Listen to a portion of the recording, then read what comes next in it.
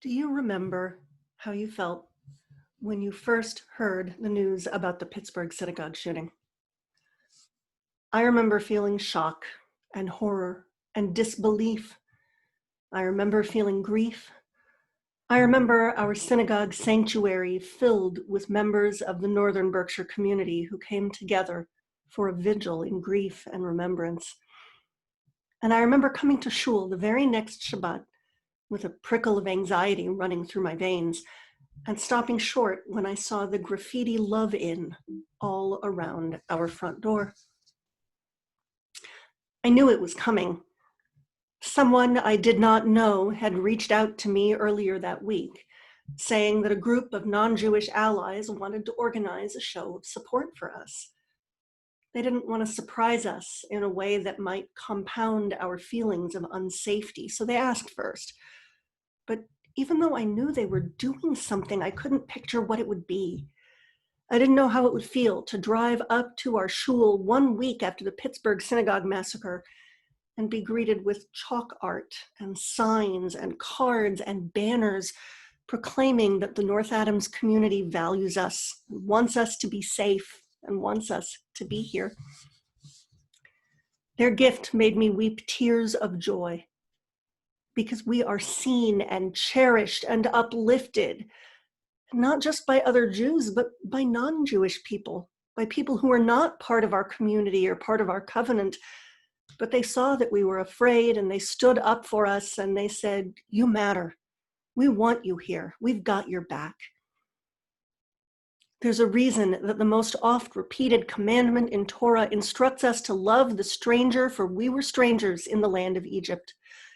36 times Torah tells us to love the stranger, the immigrant, the refugee, the vulnerable population, because we know how it feels to be in those shoes. And the instruction is in the plural, va'ahavtem et hager, y'all shall love the stranger. This isn't an individual commandment, it's a communal one. Together, we love the stranger because we know how it feels. We know how it feels. That's why I have 2 signs on my condo front door. One is a blue Mogan David that says, "Hi, y'all." Get it? I want it to be clear to anyone who drives by that I am Jewish, I am here, I am visible, and I am welcoming. And I say y'all. The other is a sign that says, "Black Lives Matter." I know that some Jews are uncomfortable with the Black Lives Matter movement because of real or perceived connections between Black Lives Matter and pro-Palestinian sentiment. I empathize with that discomfort. And there are many intellectual conversations we can have about Black Lives Matter and Israel-Palestine. But I believe that Jewish values call us to stand up for Black lives, even if we feel some discomfort. We need to decenter ourselves, because right now, this isn't about us. It's about standing up for the victims of prejudice and violence. And that's work that we do with our hearts and souls, not just our intellect. The Black Lives Matter movement is a grassroots coalition of many organizations focused on saving the lives of Black people and people of color by changing how we do public safety and policing. The vast majority of people protesting or holding vigils or putting signs on their lawns are not thinking about international issues, including the Middle East. They're thinking about George Floyd, who died gasping, "I can't breathe," to the officer kneeling on his neck. They're thinking about Eric Garner, who died gasping the same thing to the officer holding him in a chokehold. They're thinking of Tamir Rice, killed at 12 because an officer mistook his toy for a gun.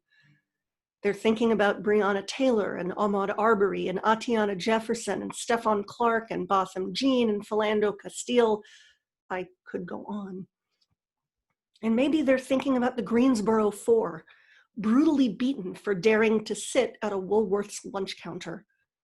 Or Emmett Till, lynched because someone thought he smiled at a white woman. Or the countless Black souls ripped from home and brought to this nation in chains. Or the reality that Black people are dying of COVID-19 at rates far higher than white people. Or 400 years of communal experience and communal trauma showing them just how little Black lives have mattered on these shores. My child asked me a few years ago, after white supremacists and Nazis came to Charlottesville, why we don't say all lives matter. To him, at 6, it was obvious that every life matters. Of course, every life matters. Talmud teaches that one who takes a life destroys a world. In a perfect world, we would be able to say all lives matter and really mean it. This is not yet a perfect world.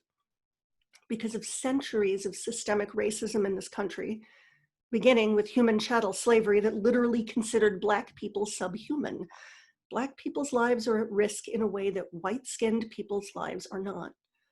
That's why it's important to say specifically that Black lives matter, because Black lives are under threat here and now.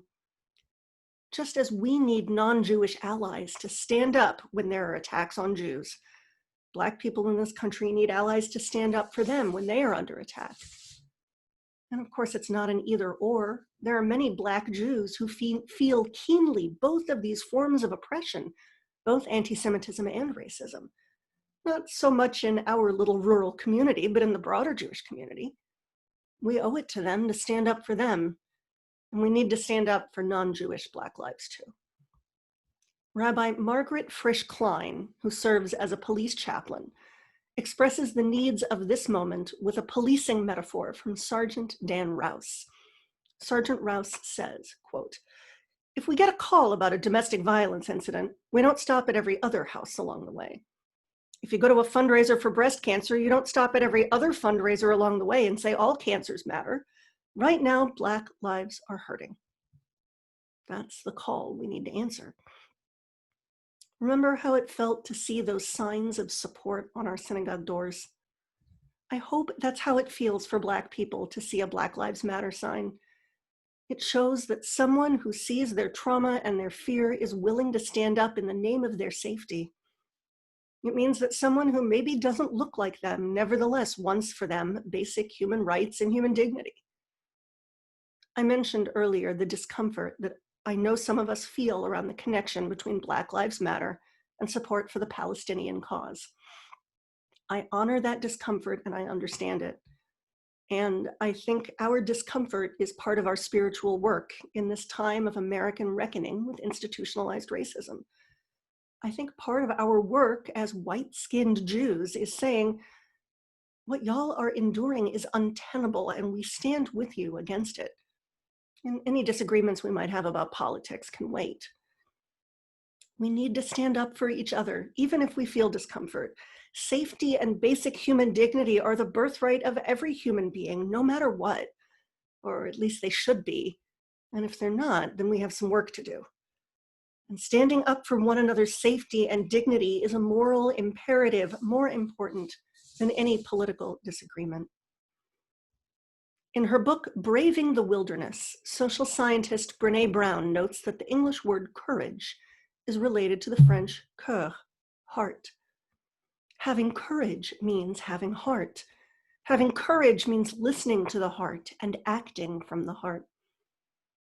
It takes courage to stand up for our fellow human beings when they are under threat. It takes courage to stand up and say, I will fight for your human rights and your dignity and your right to live safely, even if your skin looks different from mine, even if your politics are different from mine. Standing up for Black lives is an act of hope that we can build a better America, an America where everyone truly enjoys the rights that our Declaration of Independence enumerates, among them life, liberty, and the pursuit of happiness. Of course, when that declaration was written, the only people who merited those rights were white men. Thank God our laws no longer enshrine those injustices. But injustices persist, and our work is not yet complete. Standing up for Black lives asks us to confront our own stuff that might get in the way. It asks us to do our own inner work, to learn how to be actively anti-racist, to resist and change the subtle and pervasive racism that's baked into our nation's history and its present. That kind of inner work is exactly what this season of tshuva, repentance and return, is for. Remember the kindness that our non-Jewish North Adams neighbors extended to us after Pittsburgh. Standing up for Black lives is one way we can pay it forward. Torah asks us to love the stranger because we were strangers in the land of Egypt and we know how it feels. We know how it feels. And we know how it feels when our neighbors stand up for us. May our knowledge move us to stand up for Black lives with hope and courage and heart. Shana Tova.